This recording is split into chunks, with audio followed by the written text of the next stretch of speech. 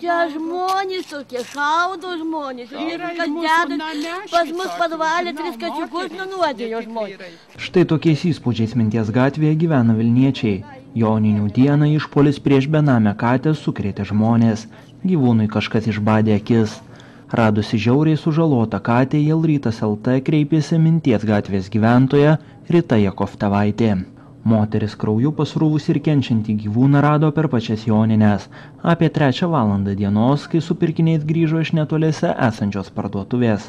Pasak jos, iš pradžių katinas gulėjo ant šaligatvio ir bandė šliaužti, pasislėpti nuo žmonių.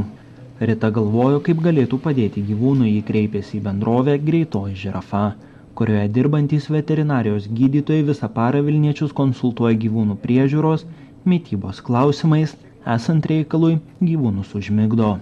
Tačiau už katino užmigdymą iš 800 litų algą gaunančios moters bendrovės darbuotojai paprašė 200 litų, todėl ji tokių paslaugų atsisakė.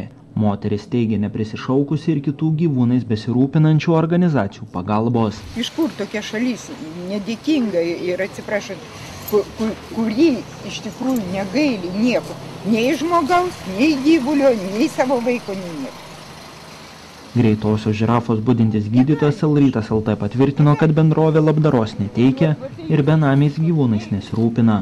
Vilniaus mieste tokiais gyvūnais turi rūpintis bendrovė Grinda. Taip, tokiu atveju reiktų kreiptis į mus. Tai galbūt galėtų žmogus tiesiog tą gyvūnėlį paėmęs atvežti mums, nes mes dirbame apie visą parą, švenčių dienomis, savaitgaliais. Tai būtų tokia kaip ir pirmoji pagalba. Ir gyvūnas tuomet yra tokiu atveju užmigdomas, kad jisai nesikankintų. Pasak Grindos vadovo, stipriai sužalotą gyvūną nemokamai turėtų užmigdyti bet kuri veterinarijos gydykla.